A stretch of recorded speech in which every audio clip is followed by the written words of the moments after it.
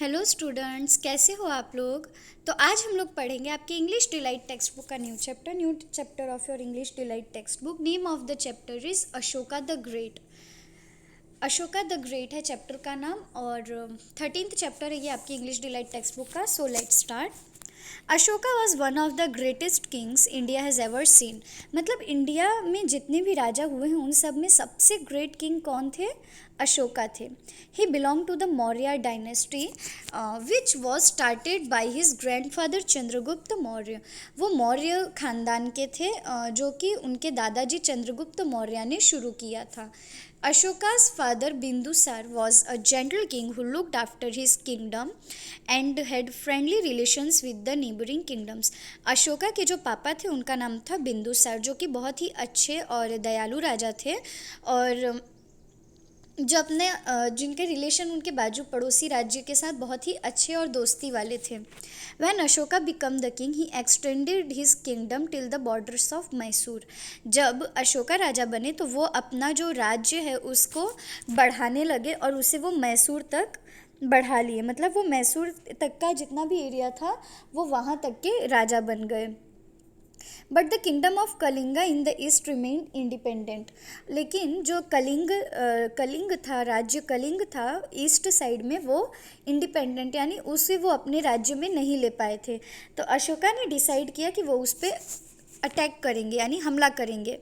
After the battle thousands of soldiers ले died और bounded. और उसके बाद उस युद्ध के बाद हज़ारों सैनिक जो थे वो या तो मर गए थे या तो घायल हो गए थे, मरीज बन गए थे। Thousands of elephants and horses were killed और वाउंडेड। हज़ारों हाथी और घोड़े भी मर गए थे या फिर घायल हो गए थे। And woman and children were left heart broken, homeless and hungry. और उसके बाद औरतें और बच्चे सिर्फ बच्चे जो कि जिनका कि मतलब बहुत दुखी थे, हार्ट ब्रोक हो गया था, जिनके हस्बैंड या फादर नहीं रहे और इसके अलावा बेघर हो गए थे, उनका घर चला गया था, वो हंग्री मतलब भूखे रहने लगे थे क्योंकि अब कोई उनको कमा के खिलाने वाला नहीं रहा। When Ashoka saw all the bloodshed and misery around him, he realized his big mistake and was filled with shame and sorrow.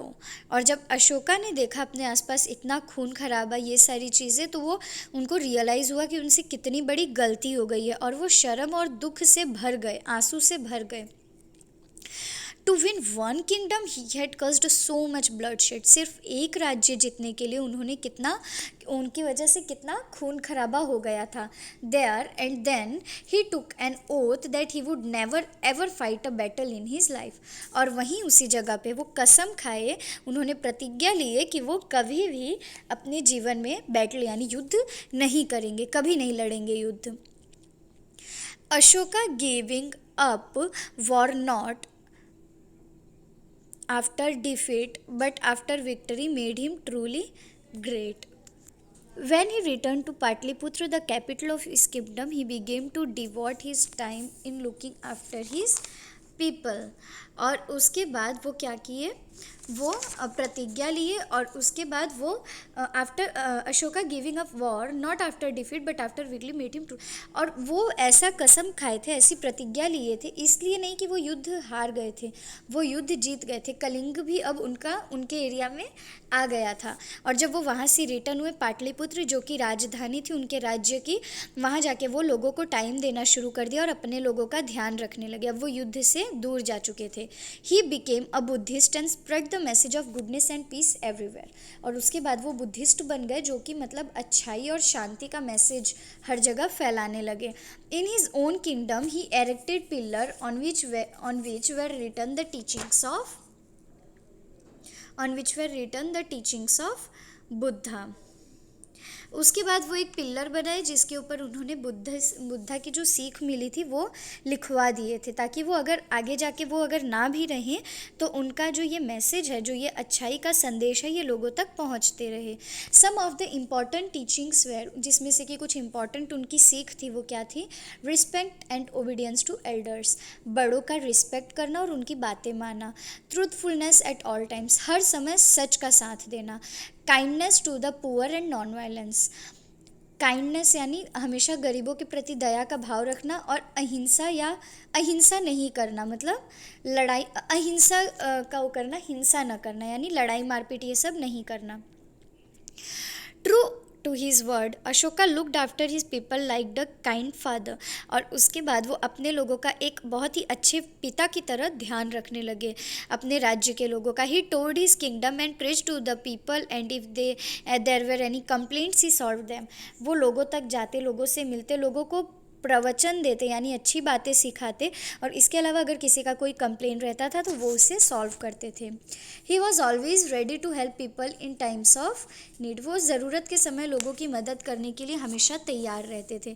Under his rule the people lived in peace and there was prosperity all around. और उनके राज्य में लोग शांति से रहे और हर जगह बहुत ही प्रॉस्पेरिटी था यानी हैप्पीनेस यानी खुशियाँ थी। For all that he did for his country and for his people he was truly Ashoka the great. और जो भी वो किए थे अपने देश या अपने लोगों के लिए, इसकी वजह से वो अशोका द ग्रेट के नाम से जाने गए। तो ये चैप्टर आप लोगों को आई होप समझ में आया होगा और पसंद भी आया होगा। अशोका के बारे में आप लोग नाम सुने होंगे, लेकिन आज काफ़ी चीज़ें उनके बारे में आपको जानने के लिए मिली होगी। एक बार हम इस चैप्टर को शॉर्ट में देख लेते हैं। अशोका एक राजा थे जो कि मौर्य फैमिली से थे, और उनके दादाजी चंद्रगुप्त मौर्य ने इस तरह के राज्य की स्थापना किए थे यानी शुरुआत किए थे। चंद्रगुप्त मौर्य के बेटे हुए थे बिंदुसार, और उनके बेटे कौन थे? अशोका। और बिंदुसार जो थे वो बहुत ही फ्रेंडली नेचर था उनका। वो अपने आसपास के एरिया को अपना दोस्त बनाए थे, आसपास के राज्य वालों को। लेकिन जब अशोका राजा बने तो वो अपना राज्य जो था वो बढ़ाने के लिए फिर हर जगह अपना मैसूर तक वो अपना राज्य बढ़ा लिए। और उसके बाद लेकिन जो कलिंग था वो आज़ाद देश था, आज़ाद राज्य था, तो उसे वो हड़पने के लिए एक युद्ध रचे। लेकिन उस युद्ध में फिर वो जीत तो गए, पर इतना सारा लाश और इतने सारे लोगों को मरा हुआ देख के उनको बहुत दुख हुआ, और उसके बाद से वो प्रतिज्ञा लिए कि वो कभी जीवन में युद्ध नहीं करेंगे। और वो बौद्ध धर्म लिए, बोधि धर्म बने, बुद्ध धर्म के हुए, और उसके बाद वो हर जगह अच्छाई शांति के संदेश देने लगे, और वो बहुत अच्छे राजा साबित हुए, और उन्होंने सबका बहुत ज़्यादा ध्यान रखने लगे। तो इससे हमें पता चलता है कि लड़ाई हर चीज़ का सल्यूशन नहीं है, हमें हर बात पे लड़ाई नहीं करना चाहिए। और अगर वो लोग शांति से उनके राज्य में नहीं आए तो उनको लालच करके अपना राज्य नहीं बढ़ाना चाहिए था। लेकिन फिर भी उन्होंने बाद में उनको रियलाइज़ हुआ, और उनके जो भी राज्य थे वो सबका बहुत अच्छे से ध्यान रखे, तो इसलिए उनकी प्रजा उनसे बहुत ही खुश थी। पर अगर वो एक अत्याचारी राजा होते तो उनकी वजह से कई लोगों को दुख होता, और वो अशोका द ग्रेट भी नहीं बनते। लेकिन आज इंडिया में जितने भी राजा हुए उन सब में सबसे ग्रेट अशोका को माना जाता है, क्योंकि वो हारे नहीं थे, वो जीते थे, और वो बहुत अच्छे राजा बने थे, वो सबकी हेल्प करते थे। तो आई होप ये चैप्टर आप लोगों को अब और अच्छे से और क्लियर समझ में आ गया होगा। Thank you.